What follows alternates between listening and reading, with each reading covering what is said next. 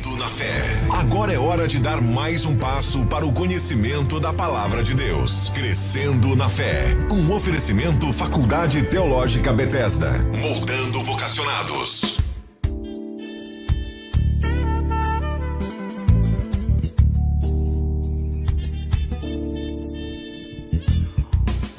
Uma boa tarde na graça e na paz de Jesus. Eu sou o pastor César Cavalcante. Mais uma vez, para a glória de Deus, está no ar mais uma edição do Bom e Velho Crescendo na Fé. Nós vamos juntos até o final dessa programação. Que Deus nos ajude. Temos um bom programa. Que o nome do Senhor seja exaltado e glorificado nas nossas vidas, na nossa história.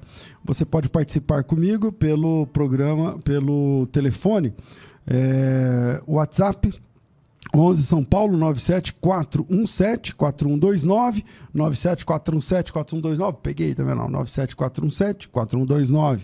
Manda tua pergunta, também manda teu áudio, né? Se você manda o áudio aí, entra ao vivo aqui, ou pelo telefone, como faziam os antigos astecas, né? O telefone é o mesmo, você liga pelo WhatsApp, porque nós viramos pessoas modernas.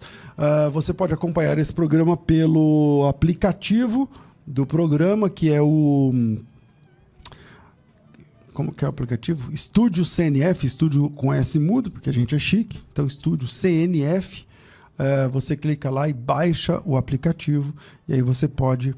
Quem baixa o aplicativo já pode se libertar do YouTube e ouvir a gente pelo aplicativo. É levinho e rapidinho você baixa e tal. Não dói nada, é rapidinho, como o pessoal falava pra gente tomar injeção quando a gente era criança. Então, você também pode ouvir o programa pelo FM, né? 87,5, 100.3, 92.7. Pastor, coloquei todos esses aqui na minha cidade, não pega. Então, vou em Minas Gerais e lá em Santa Rita de Passa Quatro, que é uma cidade que só passa 4 pessoas por dia. Quando lá para as 9h30, eles fecham a cidade e falam, aqui só amanhã, volta amanhã, porque aqui só passa 4. Então, 974174129 e pelo FM nessas cidades aí que eu falei, 87.5, 100.3, 92,7. Todas elas da Rede Pleno em Cristo FM, Rede Pleno FM, do meu querido amigo de muitos anos, apóstolo Rodrigo Salgado, a quem sou muito grato. Vamos lá? 97417-4129, vamos trabalhar que a gente ganha mais. Alô? Alô? Quem fala? É o Bruno, pastor César, de Oi. novo. Bruno, bem-vindo mais uma vez. Tudo bem, meu irmão? Você fala de onde mesmo? Bom, do Japão.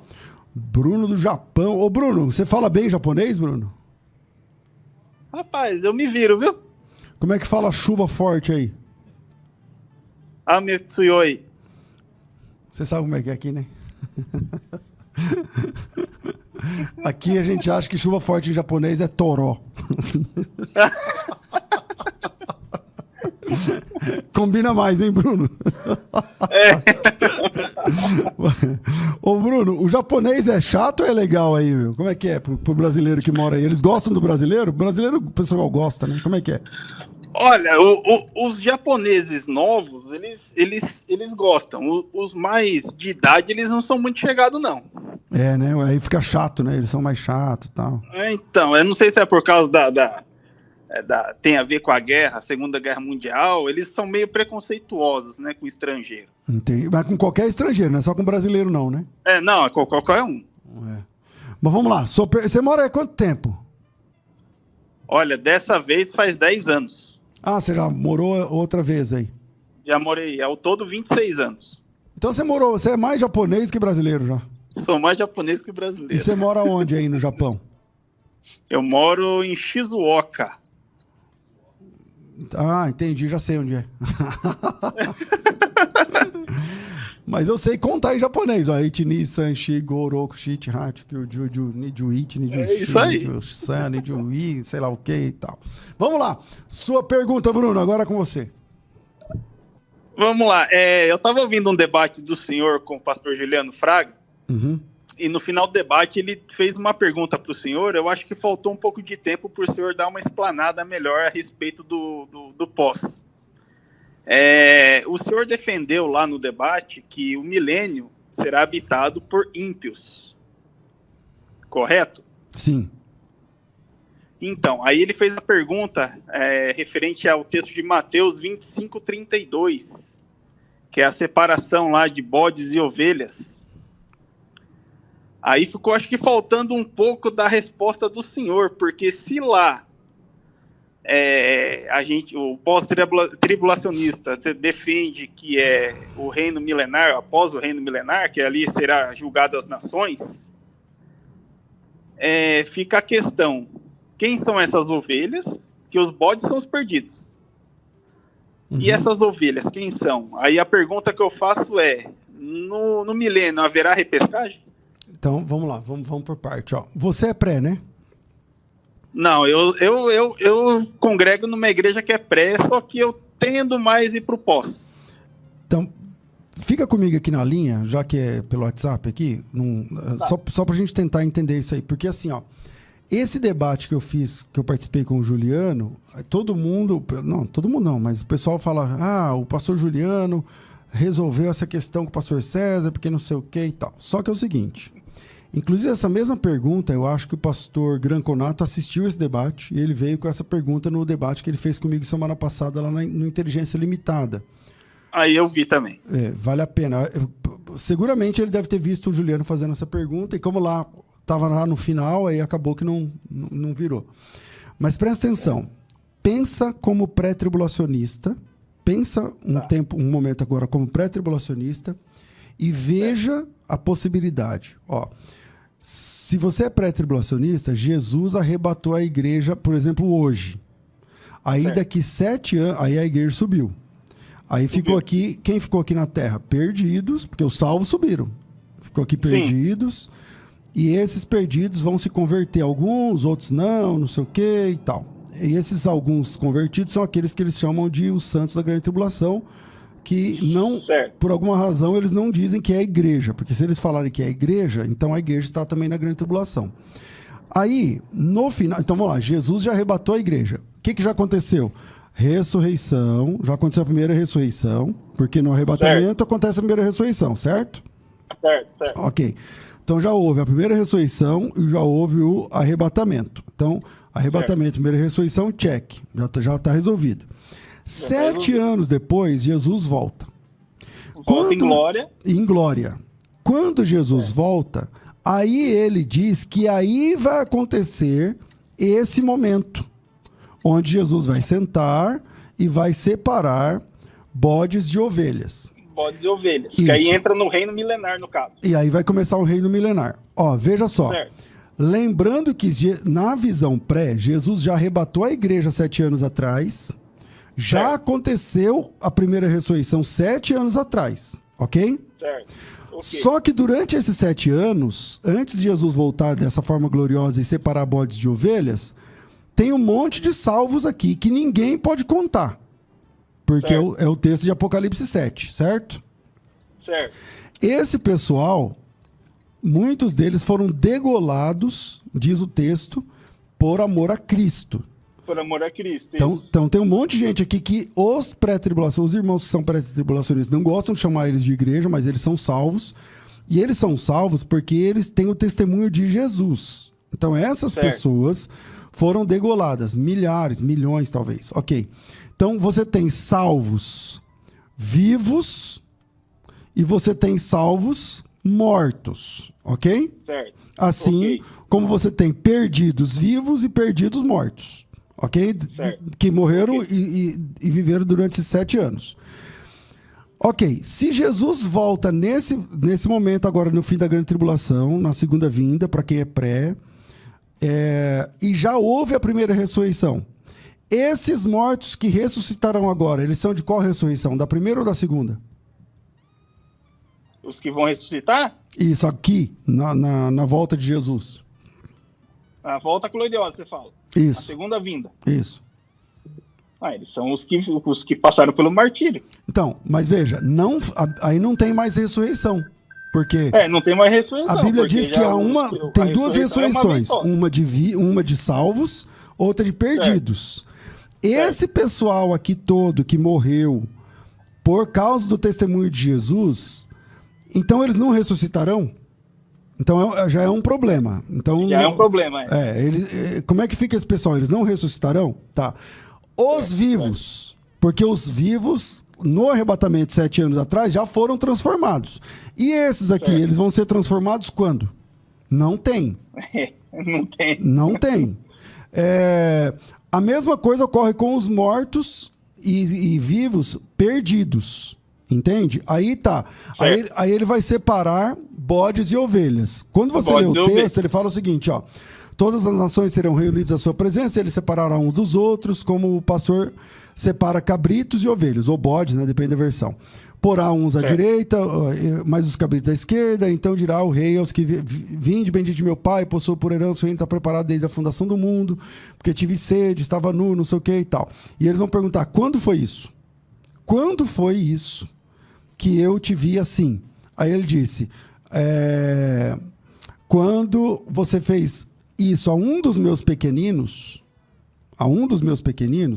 quem são os pequeninos de Jesus? Senão a igreja. Senão, ou nesse caso aqui, os necessitados. Aí ele fala assim, aos que estão à esquerda vão dizer, apartai-vos de mim, tal. Vai vendo aqui, eu estou no 44. Aí eles, Senhor, quando te vimos? Tá, quando vocês deixaram de fazer isso a um dos pequeninos, a mim deixar de fazer. E estes irão para o castigo eterno. Então, cadê o milênio? Se eles irão daqui para o castigo eterno, peraí, e a segunda ressurreição, que é a ressurreição do milênio?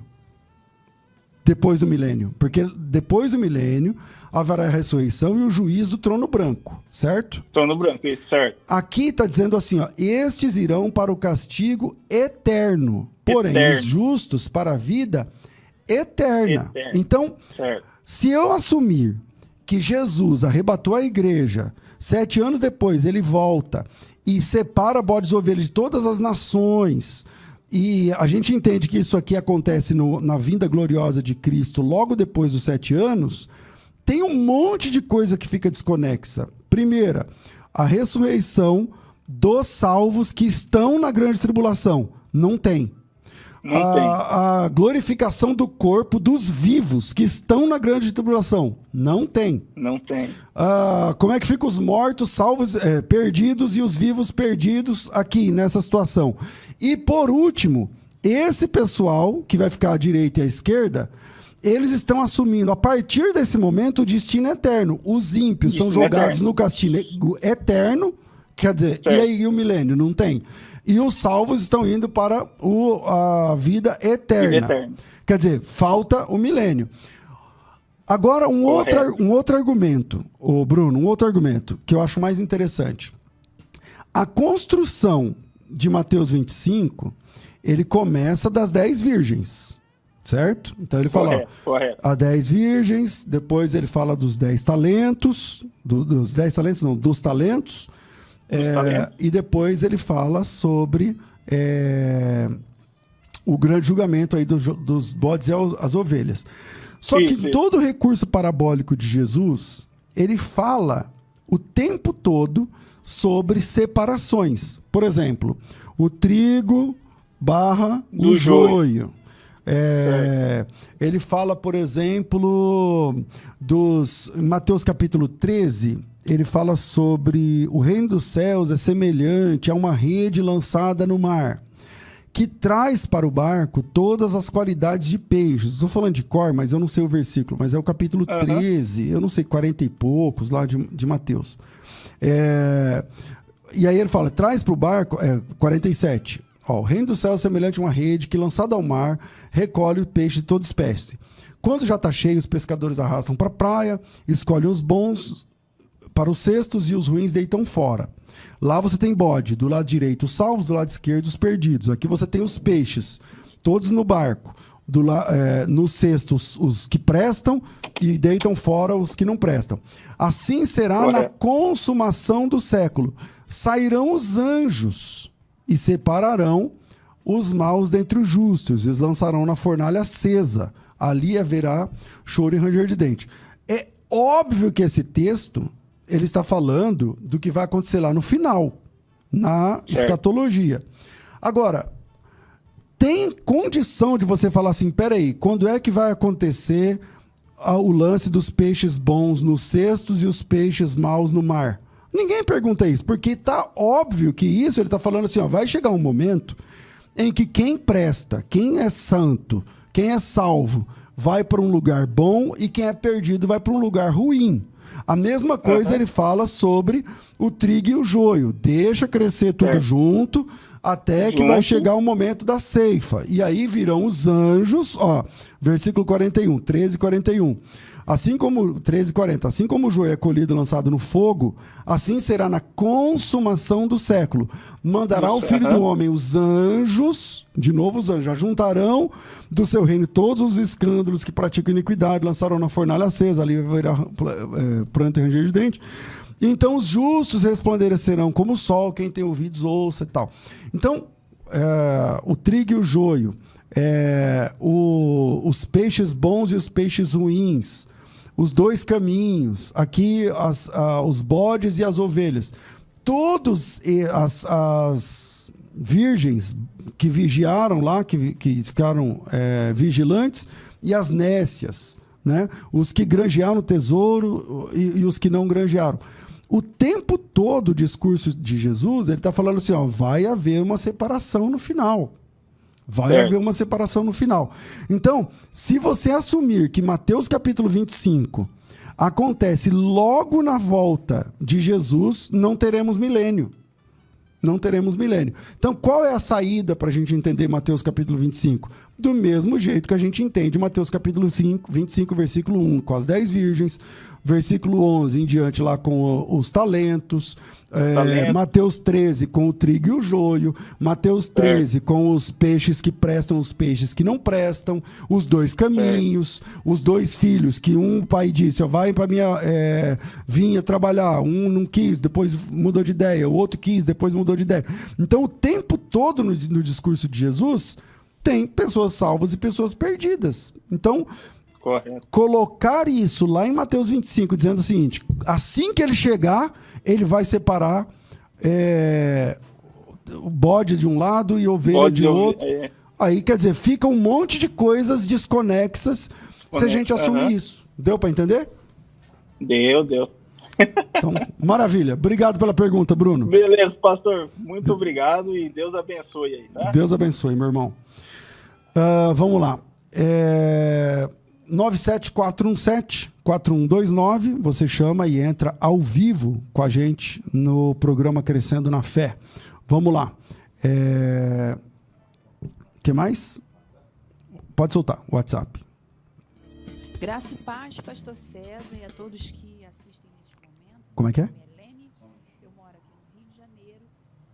Graça e paz, pastor César, e a todos que assistem neste momento. Meu nome é Helene, eu moro aqui no Rio de Janeiro, e eu gostaria de um esclarecimento. Estudando Ezequiel 13:3, diz assim, ai dos profetas tolos que seguem o seu próprio espírito e não viram nada. Em 1 Coríntios 14:32 diz assim, e os espíritos dos profetas estão sujeitos aos profetas. Então a minha dúvida é a seguinte, que espírito é esse? Espírito no sentido da tricotomia, que o homem é corpo, alma e espírito, ou espírito no sentido do Espírito Santo que dá o dom da profecia? Eu pergunto porque pesquisando na internet, eu li que essa sujeição do espírito do profeta está sujeito ao profeta é o domínio do dom da profecia. Por gentileza, se puder me esclarecer, eu agradeço. Graça e paz, uma boa tarde a todos. Ótima pergunta. Aliás, obrigado, gente. Vocês estão fazendo do Crescendo na Fé um programaço. Não é de hoje, não. Dia a dia, porque as perguntas estão sendo cada vez mais inteligentes. E isso força, né? A mim e aos meus convidados aqui sempre estar mais preparado, né? De vez em quando a gente nem tem a resposta. Fala, isso aí eu não sei, vou estudar e vou trazer para você. E nunca foi vergonha para mim dizer isso, tá? O dia que eu não souber a resposta ou que eu não tiver uma resposta à altura, eu vou fazer o meu melhor e vou dizer, olha, é o que eu posso falar sobre isso, mas eu vou estudar mais e amanhã eu volto com uma resposta melhor. Não é o caso dessa pergunta de hoje, essa pergunta eu tenho segurança para respondê-la, mas é uma pergunta muito boa, muito importante. A Leni, ela falou, né? Ela é do Rio de Janeiro e eu vi que o Rio de Janeiro tá só a graça de Deus, né? De ontem para cá, tá só Deus para ter misericórdia, né? Que Deus tenha misericórdia aí dos meus irmãos e daqueles que não são meus irmãos, né? Mas que estão aí no Rio de Janeiro, né? Um risco muito grande. Vamos lá. Ezequiel 13 fala o seguinte: Filho do homem, profetiza contra os profetas de Israel que, profetizando, exprimem, como dizes, o que lhes vem do coração. Ouvi a palavra de Deus. Assim diz o Senhor: ai dos profetas loucos que seguem seu próprio espírito. Que seguem seu próprio espírito. Sem nada terem visto. O que ele está dizendo? Ele está dizendo o seguinte, ó. Tem pessoas que se intitulam profetas, são considerados como profetas, mas Deus não falou nada com o cara. O cara fala assim, assim diz o Senhor, quando Deus não disse nada. É ele que está falando. Isso é ele falando. Isso é uma situação, isso é pecado. Tá certo? Isso é uma blasfêmia, isso aí é uma prevaricação, isso é uma falsidade, isso é uma heresia, isso é pecado, isso é um problema. Quando o cara fala, ó, em nome de Deus, ó, Deus está dizendo para mim isso. Inclusive para nós que somos continuistas, né, a maioria dos irmãos aqui que acompanha a continuista, crê na continuidade dos dons. Então eu creio que Deus fala, creio. Deus pode usar alguém para falar, mostrar um sonho, pode. Agora, tomem cuidado com essa ideia de que o Senhor está me falando aqui em nome de Deus, assim diz o Senhor, ou coisa parecida. Me preocupa muito quem fala em nome de Deus usando sempre a primeira pessoa. Eis que eu te digo, eis que eu te falo, meu servo, não sei o que lá. Eu não estou desconfiando, não. Eu confio que Deus pode usar. Mas não é todo mundo que fala eis que eu te digo, assim, meu servo, minha serva, não sei o que lá, que é verdade. E esse texto de Ezequiel está trabalhando esse ponto. Ai dos profetas loucos que seguem seu próprio espírito sem nada terem vistos. E a palavra loucos em hebraico aqui, a palavra naval, que significa estúpidos, né? Esse cara é um estúpido, esse cara é um mané, esse cara é um tolo, um insensato, alguma coisa assim. Então, isso é um ponto. O cara que fala em nome de Deus sem Deus ter falado nada com o cara. O fundo musical sumiu de novo, varão, aumenta aí um pouquinho. Tá aí? O texto de Coríntios, quando fala que o espírito do profeta é sujeito ao profeta, né? Peraí, deixa eu achar esse texto aqui. Eu acho que é Coríntios 14, né? Mas eu não estou certo disso. Não acho aqui o texto. Mas vamos lá. Enquanto eu procuro o texto aqui, esse lance do espírito do profeta ser sujeito ao profeta é o seguinte: não tem a ver com a comunicabilidade de Deus com o tal profeta. Tem a ver com o domínio próprio que o profeta tem para a transmissão da mensagem.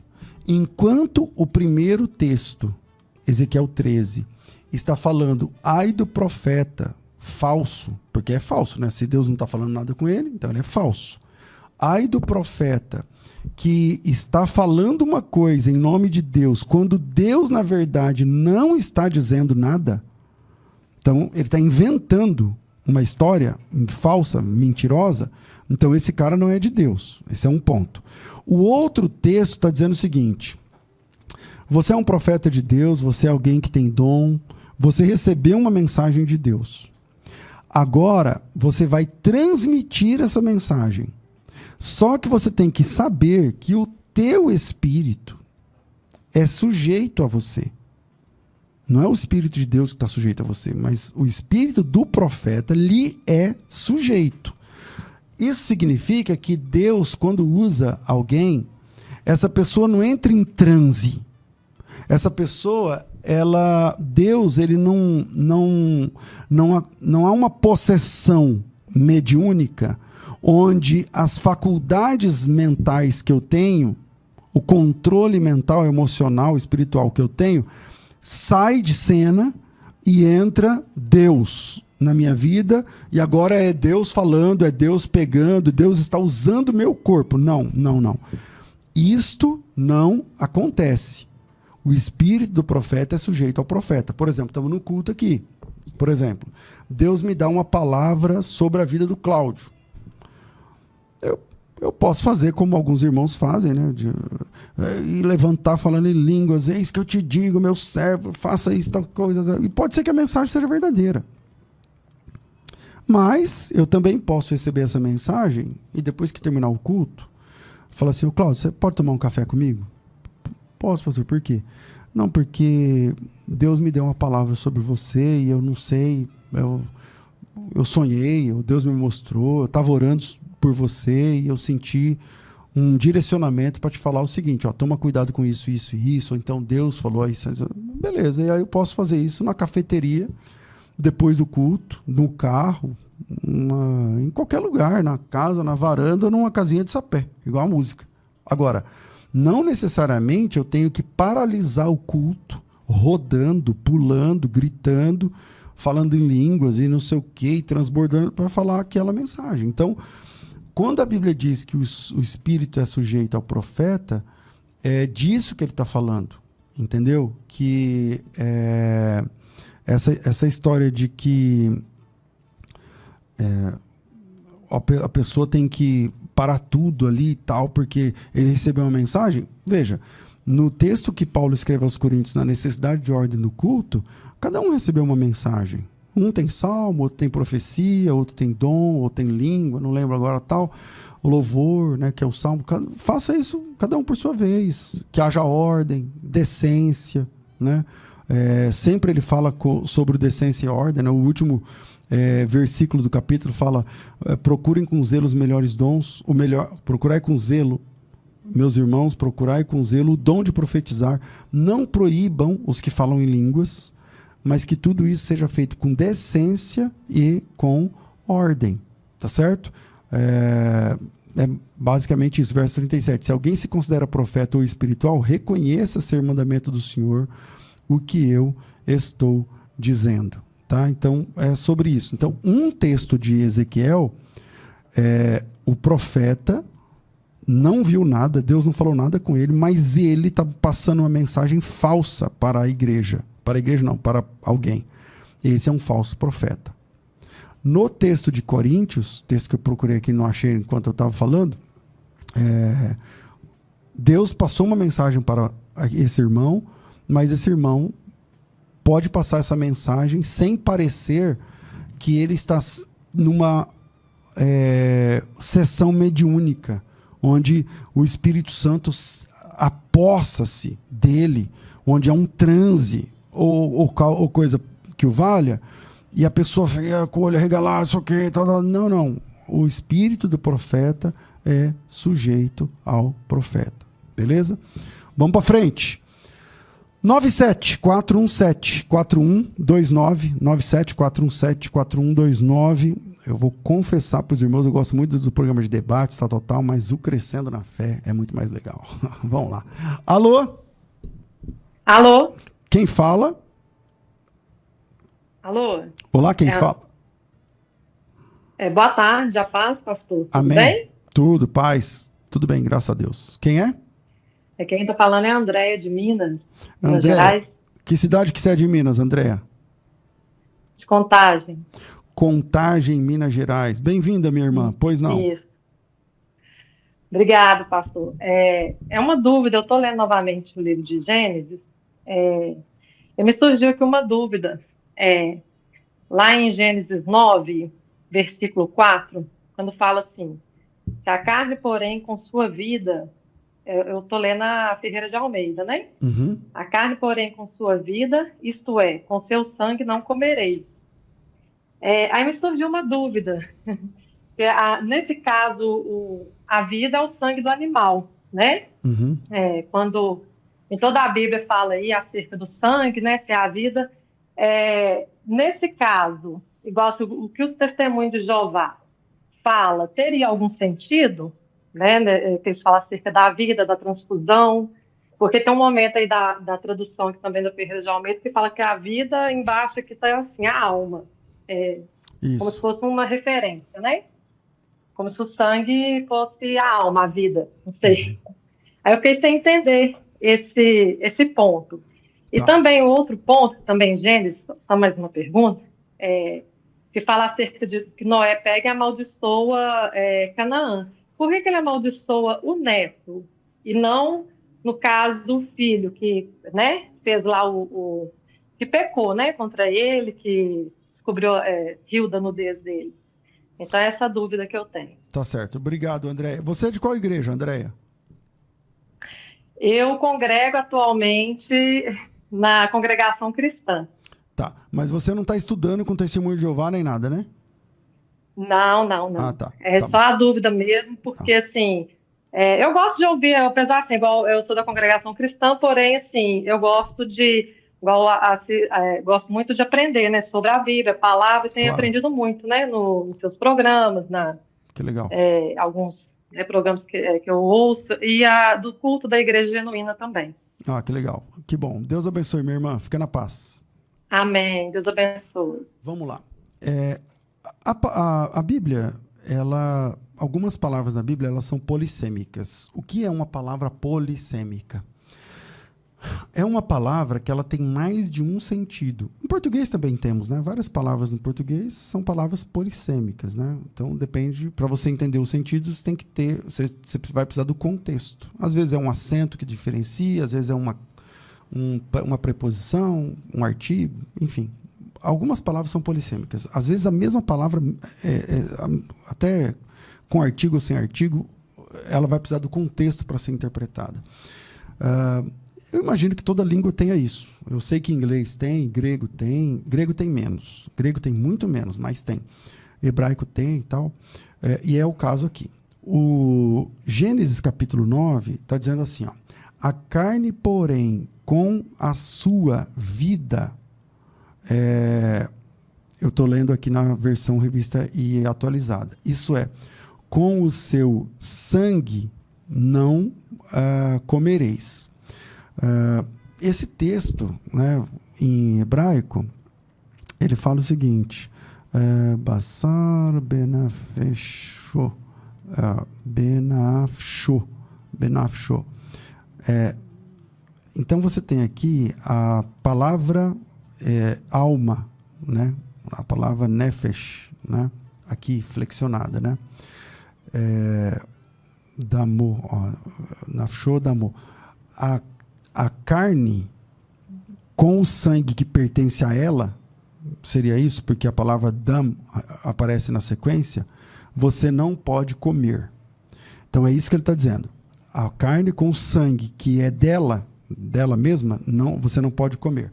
Acontece que a palavra nefesh, em hebraico, também significa alma, ser imaterial, o eu imaterial do homem. E, na verdade, esse termo ele é intercambiável na Bíblia.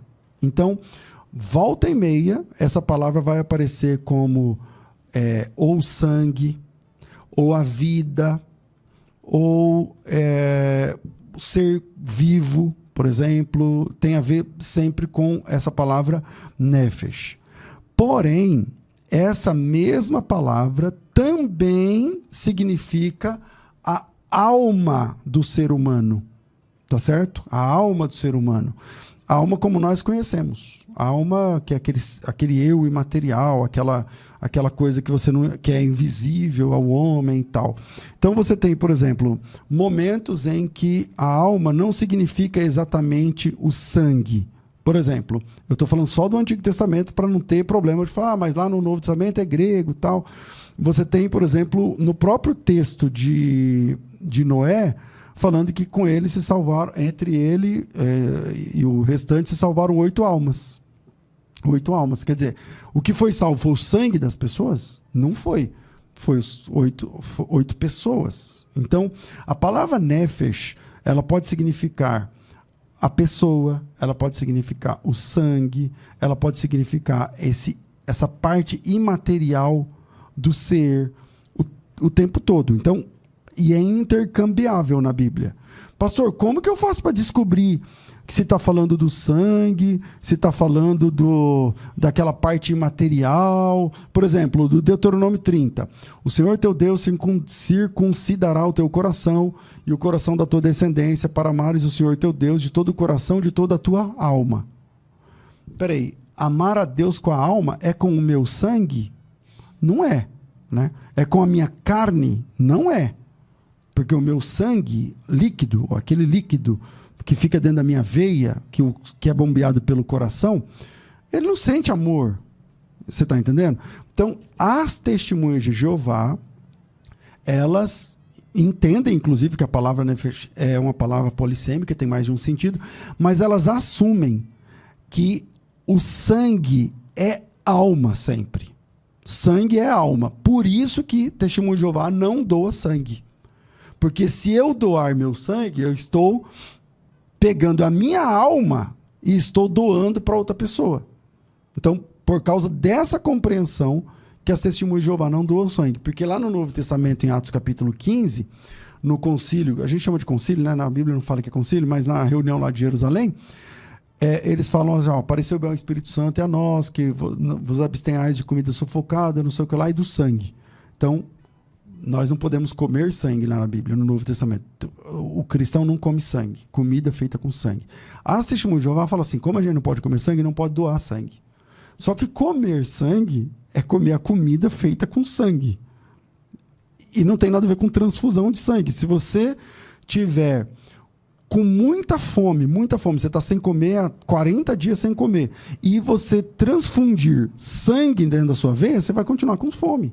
E você vai morrer de fome. Por mais sangue, você pode colocar 2 litros de sangue, 5 litros de sangue, você vai morrer de inanição do mesmo jeito. Porque comer sangue é uma coisa e transfundir sangue é outra coisa. Tá certo? Então, respondendo à pergunta, a palavra alma, ela pode ser sangue na Bíblia? Pode. Mas também ela pode significar essa parte imaterial que o ser humano tem em si. Então, muitas vezes na Bíblia, a palavra nefesh, em hebraico, pode significar o ser humano inteiro, pode significar o sangue do ser humano, pode significar a alma do ser humano. Por exemplo, todas as vezes que a Bíblia fala, especialmente Ezequiel, o seu sangue será sobre a sua cabeça. O que ele está falando? Está falando que a responsabilidade pela perda da salvação daquela pessoa se perdeu, e a culpa disso é tua, porque eu falei para você ir lá pregar e você não pregou. É isso que o Senhor diz lá eu não lembro, eu acho que é capítulo, eu não lembro o capítulo 18, talvez, quando fala sobre o atalaia e tal. O sangue dele será sobre a sua cabeça. Não está dizendo que vai ter, a pessoa se perdeu e aí você vai pegar o sangue daquela pessoa e vai jogar em cima de você. Não é isso.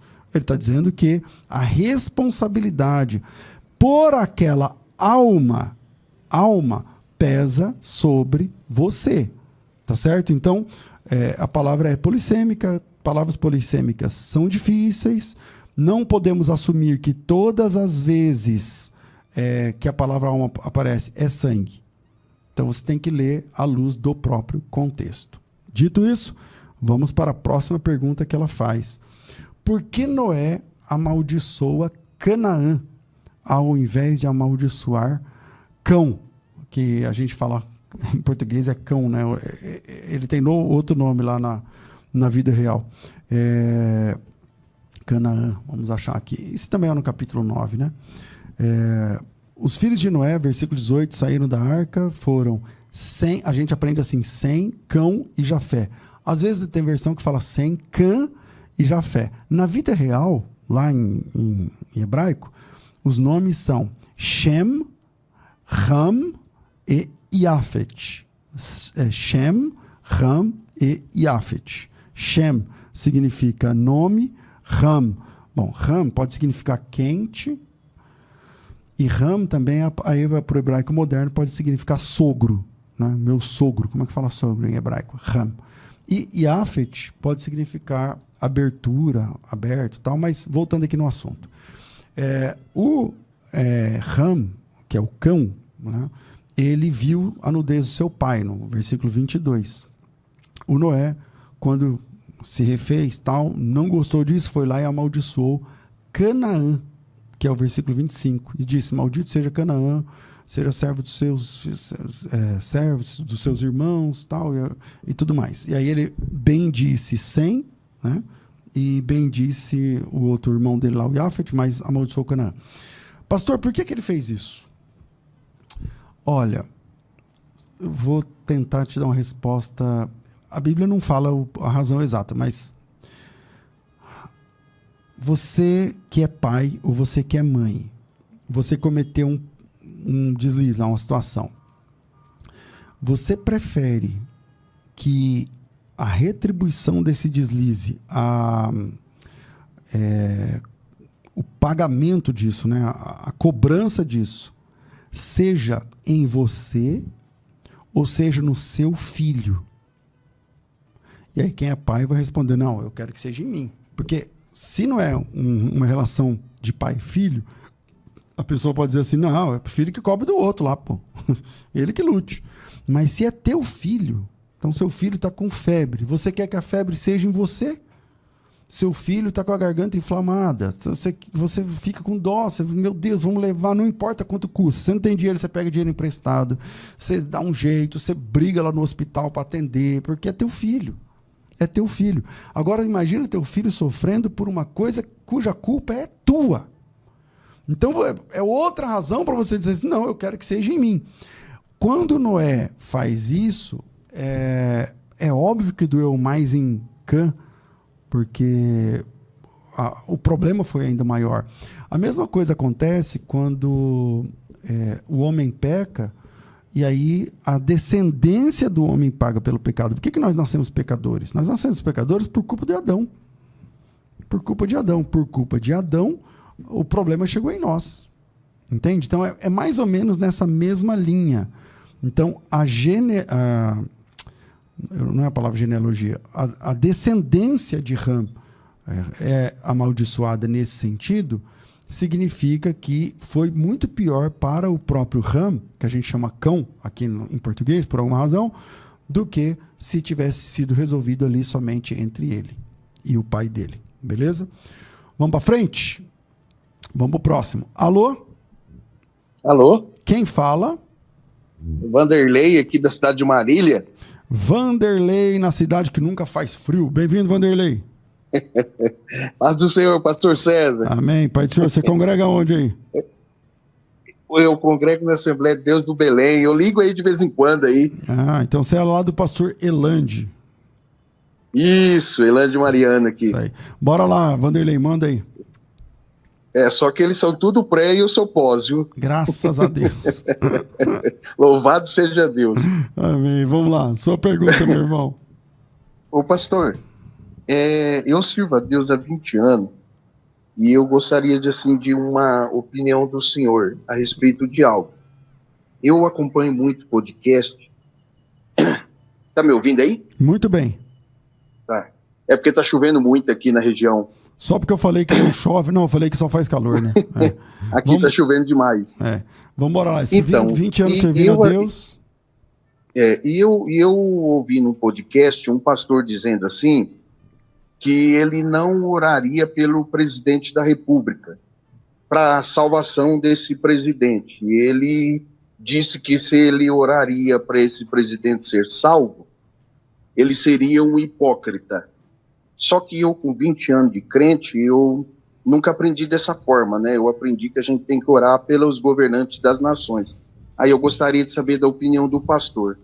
E a minha pergunta é a seguinte: quando o apóstolo Paulo fala lá das trombetas, ele está fazendo uma alusão de Números capítulo 10, onde tocava as trombetas, e em Números capítulo 10, essas trombetas que eram soadas, todos ouviam essas trombetas, ou somente o povo de Israel para ajuntamento ali? Essa é a minha pergunta, entendeu? São duas, né?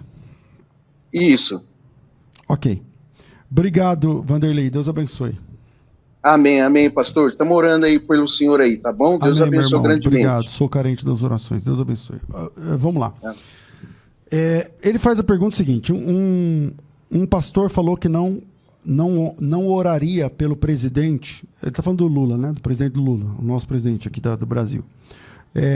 Não oraria pelo presidente porque ele não poderia ser hipócrita, né?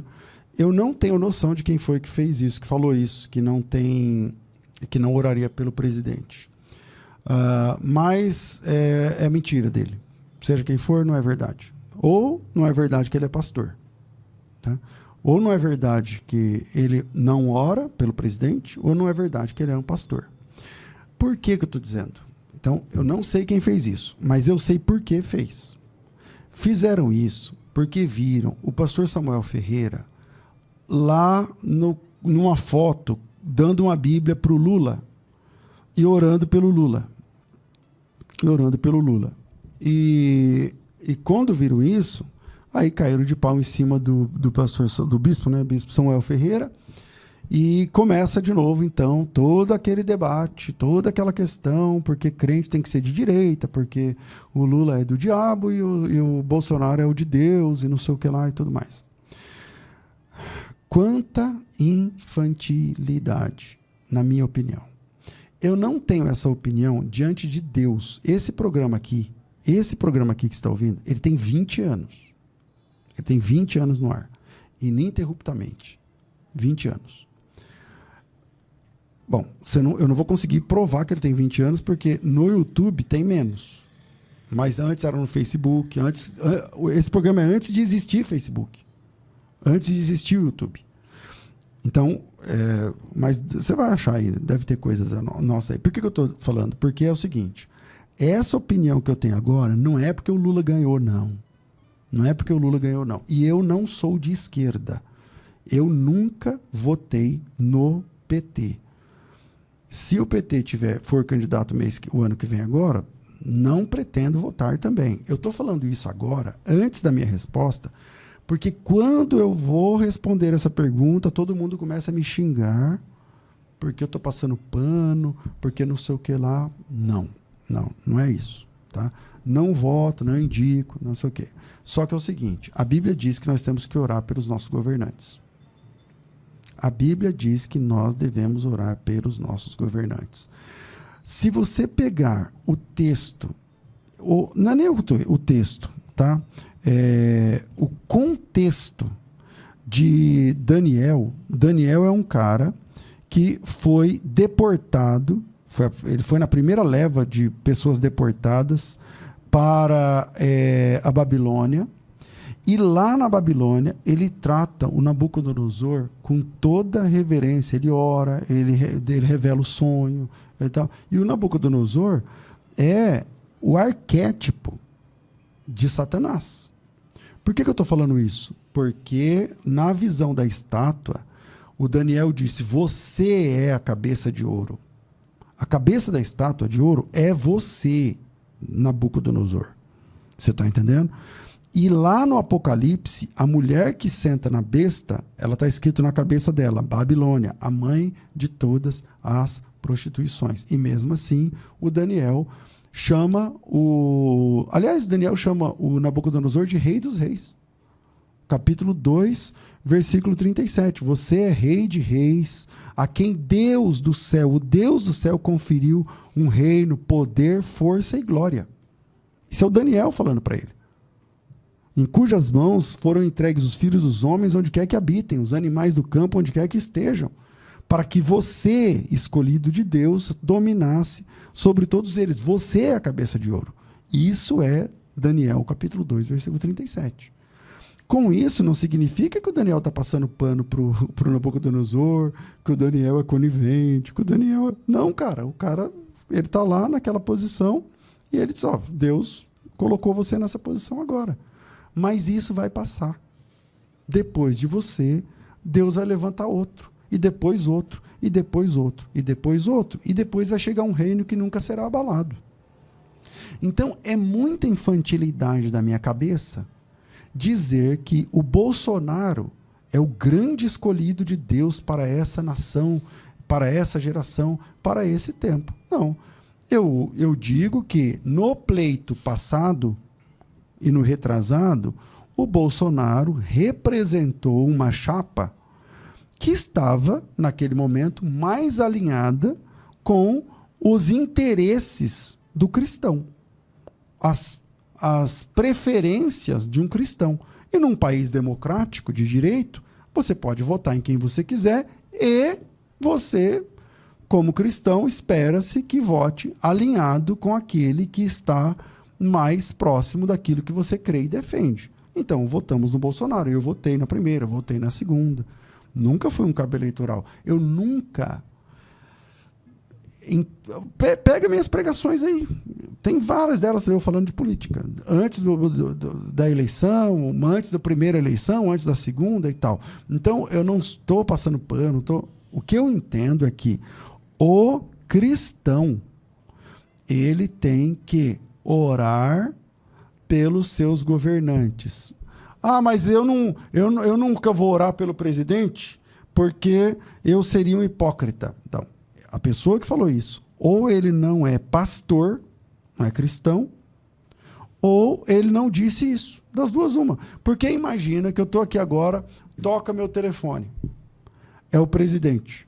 E o presidente fala assim, César, peguei seu telefone aqui com fulano e eu estou muito aflito. Eu estou desesperado, eu tive um sonho, não tem. Você pode orar por mim? Eu vou falar não? Eu vou dizer não? Não é porque é o presidente... Nós somos servos de um Senhor que nos ordenou orarmos por quem nos persegue. Se eu tenho de orar pelos meus inimigos, por que eu não vou orar por aquele que está em evidência na prefeitura, na vereança, sei lá, nos tribunais, na cadeira do presidente? Por que eu não vou orar? Quem sou eu na fila do pão? Você está entendendo? Então, eu não sei quem disse isso. Eu não vou orar, não vou ser hipócrita que eu vou orar pelo presidente. Então, se você não está orando pelo presidente, está errado. Está errado, porque a Bíblia fala que nós temos que orar por aqueles que estão em eminência no governo. Não sei se falei iminência ou eminência agora. Aqueles que estão sobre nós no governo. Você está entendendo? Então, mas o pastor Samuel Ferreira, o bispo Samuel Ferreira foi lá em Brasília, deu uma Bíblia para o Lula, orou com o Lula. O que o senhor acha? Eu acho que está certo.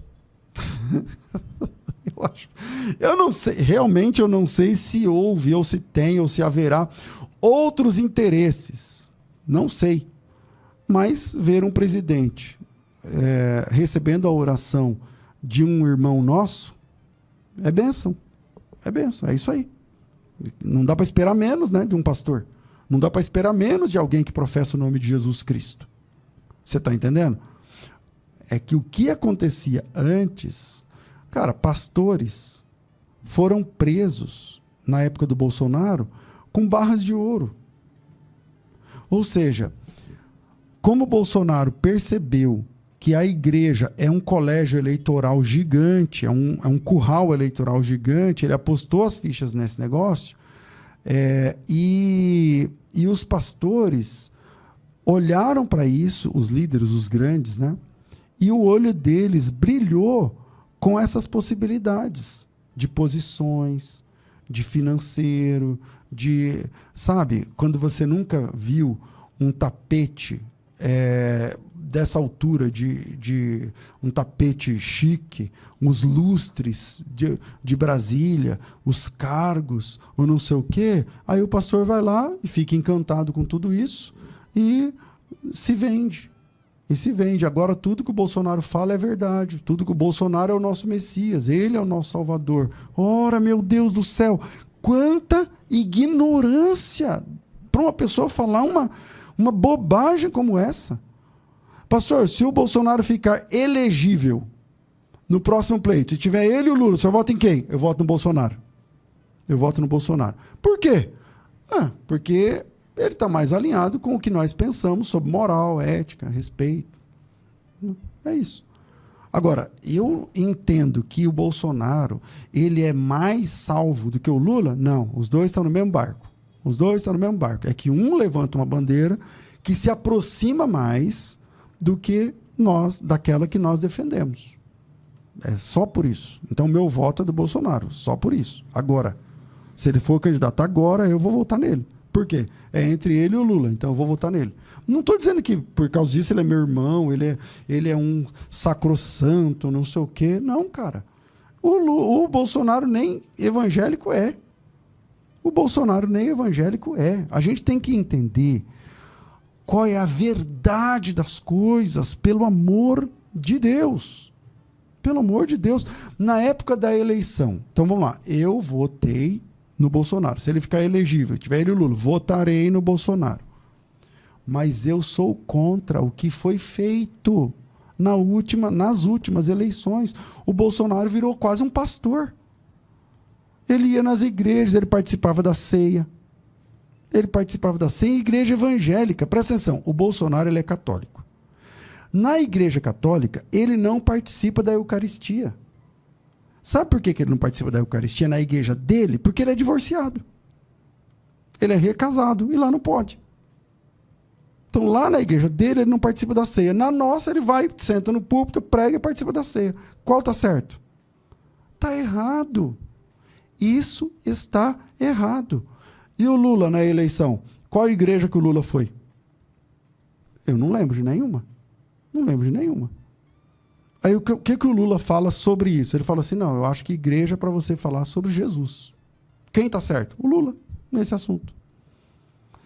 Ah, mas o Lula fala isso, mas ele é falso. Bom, se ele é falso ou não, é com Deus, não é comigo e tal. Então vamos lá. De novo. Vou repetir de novo, porque hoje eu sou vítima dos cortes da internet. As pessoas vão fazer corte disso aqui, o pastor César virou petista, o pastor César é do PT, o pastor César... Eu não sou filiado a partido nenhum, você está entendendo? O Lula, para mim, roubou, tinha que estar preso, e só não está preso porque os negócios lá do júri, lá não sei o quê, que eu não tenho nem competência para falar. Mas... tem uma eleição hoje, é o Lula e o Bolsonaro. Você vai em quem? Vou no Bolsonaro. Tá, o Bolsonaro vai na sua igreja, sobe no púlpito? Não. Por quê? Porque na nossa igreja, no estatuto, não pode um político subir e pedir voto. Aí ele pode ir na sua igreja? Pode. Ele é bem-vindo? É. E ele faz o que lá? Ele senta lá e ouve o sermão. Ele senta lá e ouve a pregação. É isso. E o Lula pode ir na sua igreja? Pode. É bem-vindo? É. E ele faz o que lá? Ele senta lá e escuta a pregação. Ele senta lá e escuta a pregação. E se ele for um presidente? Aí ele pode, a gente vai orar por ele. Está aqui o nosso presidente do Brasil, vamos orar pela vida dele, pela saúde dele, para que ele tenha boas decisões, para que ele não sei o quê. Ora, meu Deus, a gente não pode, eu não posso me tornar um imbecil por conta da minha posição política, da minha predileção política. Aonde nós vamos parar desse jeito? O Brasil agora, o Trump sobretaxou o Brasil numa taxa da bexiga de 50% em cima e todo mundo se lascando. Aí vai o Lula e vai lá tentar abrir a porta, tentar, né, diminuir essa taxa aí, não é bem assim, não sei o que lá e tal. O filho do Bolsonaro está lá torcendo para que o Trump não tire a taxa. Quer dizer, eu vou torcer contra o Brasil? Tomara que dê certo, meu Deus do céu. Tomara que o Lula consiga tirar essa taxa maldita em cima do Brasil, que está acabando com o emprego, que está acabando com tudo, acabando com a exportação, né? Com a exportação brasileira, tal, não sei o que lá. Quer dizer, por conta da minha predileção, tem o Lula e tem o Bolsonaro. Eu vou em quem? Vou no Bolsonaro. Mas ele perdeu. Quem ganhou? O Lula. Então o que a gente tem que fazer? Orar pelo Lula. Ele é o nosso presidente. Pronto. É o que o senhor queria? Não. Mas é o que tem, né? Então a gente ora por aquele que tem. E tomara que ele consiga tirar a taxa, tomara que ele consiga pôr imposto zero, tomara que ele consiga equilibrar a economia, tomara que ele consiga... É isso. E se ele convidar o senhor para ir lá orar, o senhor vai? Vou. E se ele for chamar o senhor para ir lá pregar, o senhor vai? Vou. Eu tenho que pregar sem ninguém chamar? Imagina se chamar. Eu tenho que orar pelos meus inimigos, imagina pelo presidente. Você está entendendo? Então, falta para nós uma pitada de, sei lá do que, para a gente parar e falar assim, não, peraí, eu não sou seguidor de homens. Eu não sou seguidor de homens. O ano que vem tem eleição. Olhe a proposta. Quem está mais alinhado com aquilo que Jesus ensinou a gente? É nesse que a gente vota. É o Bolsonaro? É a mulher do Bolsonaro? É o avô do Bolsonaro? É não sei quem? É tal. Tem Lula? Não tem Lula? Não sei o quê. O Lula está vivo? O Lula está morto? Olhe para o cenário. Vote com consciência. E não permita que a igreja se transforme num comício político. E não permita que os pastores transformem as igrejas em currais eleitorais. O nosso papel na terra é ser voz de Deus, é ser boca de Deus. Quando João Batista topou com Herodes, ele olhou para Herodes e falou, essa mulher não é tua, é do teu irmão. Pronto, é o nosso papel na igreja sermos voz de Deus, boca de Deus. Mas quando os homens de Deus se encantam pelos tapetes, pelos lustres, pelos títulos, pelas barras de ouro, termina nisso. Termina nisso. E Jesus disse, se o sal que foi feito para salgar não salgar, não serve para mais nada. Joga no chão e vira asfalto. Porque é isso que faziam com o sal, depois das lavagens, só que lá, e não prestava mais, jogava no chão e virava pavimentação. E os ímpios e o cavalo passa por cima. É disso que a gente está falando. Se o nosso papel na igreja é profético, profeta não participa de festa de rei. Rei é uma coisa, profeta é outra coisa. O profeta fala para o rei o que Deus está mandando falar. O senhor é rei? Sou. Então assim diz o senhor para a tua vida. Pá, e pronto. Você está entendendo? Esse era o papel da igreja. Esse era o papel da igreja. Se ele chamar para orar, o senhor acha que tem que orar? Deve orar. Parabéns ao bispo Samuel Ferreira e a todos que oram, porque é o nosso chamado. Crescendo na fé, ajudando você a crescer no conhecimento da palavra de Deus. Para você que quer aprender hebraico bíblico de uma forma assertiva, definitiva, aprender mesmo, ler, escrever, ter a pronúncia correta e até transliterar, presta bem, redobra a sua atenção, porque o que você vai ouvir agora é uma oportunidade. A FTB está realizando a imersão hebraico fácil. E quando a imersão hebraico fácil acontece, meu irmão, minha irmã, muita gente consegue aprender a língua original da Bíblia de um jeito fácil, de um jeito simples.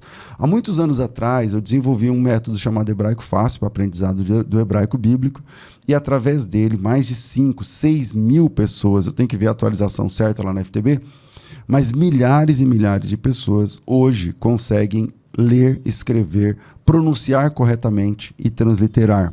Porque a alfabetização plena, ela tem 4 pilares: leitura, escrita, pronúncia e transliteração.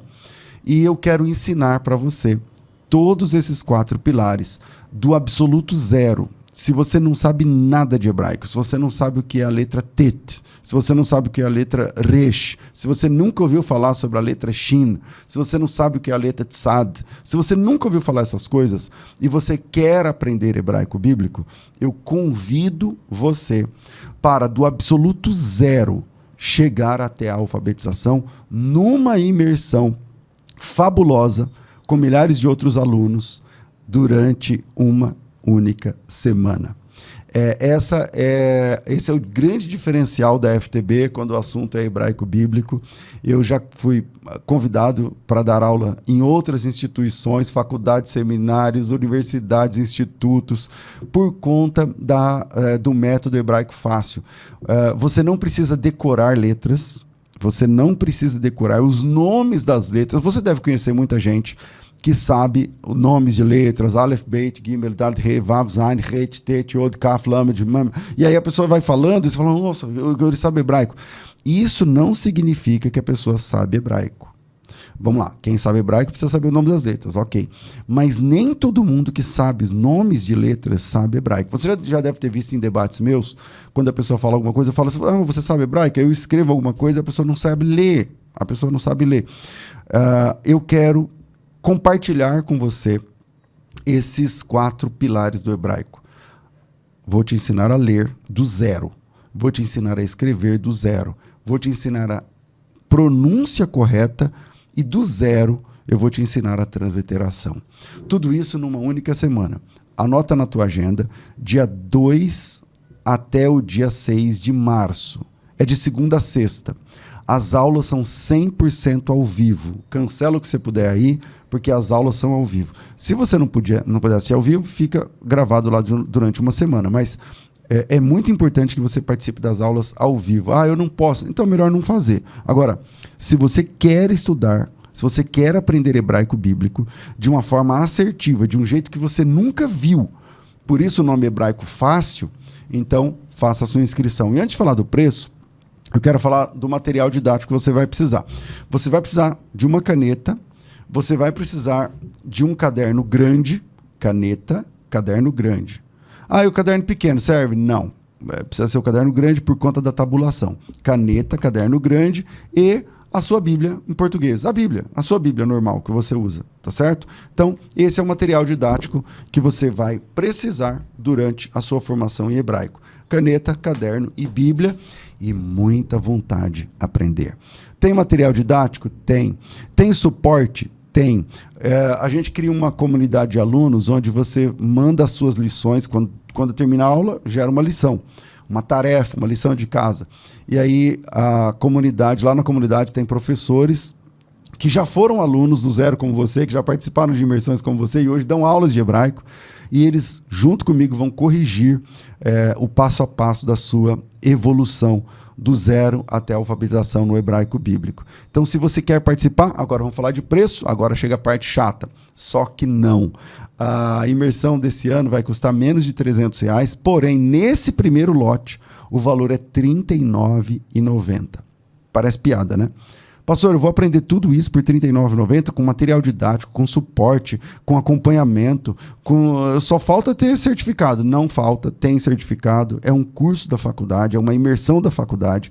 Então, no final, você tem certificado, você tem credencial de aluno, você tem suporte dentro da comunidade de alunos, plantão tirar dúvidas, aulas ao vivo, material didático, tudo isso por R$ 297, porém, nesse primeiro lote, se você está vendo esse vídeo, você consegue clicar no botão que está na descrição aqui do vídeo e fazer a sua inscrição somente pagando R$ 39,00.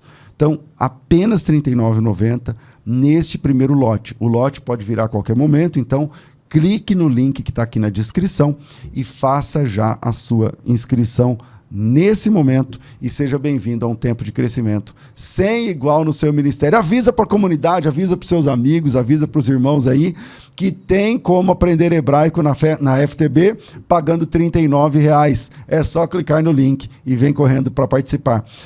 Assim que você clica no link e faz a sua inscrição, você já recebe o login e senha da plataforma. Clica lá, assista o primeiro vídeo, porque as aulas serão ao vivo no dia 2 até o dia 6 de março. Mas já tem um vídeo lá explicando todas as coisas, como é que você participa da comunidade de alunos e tudo mais. Então, te espero do outro lado. Sejam bem-vindos à Imersão Hebraico Fácil 2026. Crescendo na fé, ajudando você a crescer no conhecimento da palavra de Deus. Aos irmãos que vão fazer os cortes lá, me chamando de petista, de não sei o que lá, de filho do diabo, de filho não sei do que, meu pedido, vai fazer o corte? Pode fazer, eu nunca bloqueei ninguém, nunca fui lá dar strike no vídeo de ninguém, pode fazer. Só coloque o corte inteiro, para que faça sentido o que eu estou falando, para que não pegue, o pastor César falou que todo mundo tem que todo dia levantar cedo e orar pelo Lula, beijar o pé do Lula, não falei nada disso. Então pega o que eu falei, que foi vários minutos, e faz um corte de todos esses minutos e coloca desde a pergunta da pessoa que foi feita agora até o final da minha resposta, até antes da propaganda. Não precisa colocar propaganda também não. Tá certo? Então, é isso aí. Deus abençoe vocês. Um grande abraço. Amanhã tem mais programa Crescendo na Fé. E amanhã a gente vai falar sobre Black Friday. Presta atenção que amanhã a gente vai começar a falar da Black Friday. Os cursos da FTB, uma vez por ano, entram numa promoção, assim, até 90% de desconto. Tipo, você vai fazer teologia pagando uns trocados. Tá certo? Amanhã a gente vai falar sobre essa possibilidade. O Gustavo tá perguntando assim, o senhor nunca bloqueou? No chat já, né? Os caras que ficam xingando, eu vou lá e bloqueio. O que eu tô dizendo é que quando a pessoa faz um corte meu, eu nunca dei um strike, é o nome que fala é strike, lá no YouTube. Eu nunca fui lá no YouTube e pedi para bloquear o canal da pessoa. Nunca. Agora, a pessoa que fica falando asneira aqui no chat, ninguém merece, né? Ou então que fica falando a mesma coisa, tudo em letra maiúscula 50 vezes, eu vou lá e te bloqueio a pessoa, como de vez em quando bloqueei esse Gustavo, que aparece com outros nomes, né? Sempre Gustavo, mas sempre com outros nomes, e aí eu vou bloqueando. Agora ele tá de boa, não vai ser bloqueado. Mas se começar a falar asneira, vai ser bloqueado, é assim que funciona. Beleza?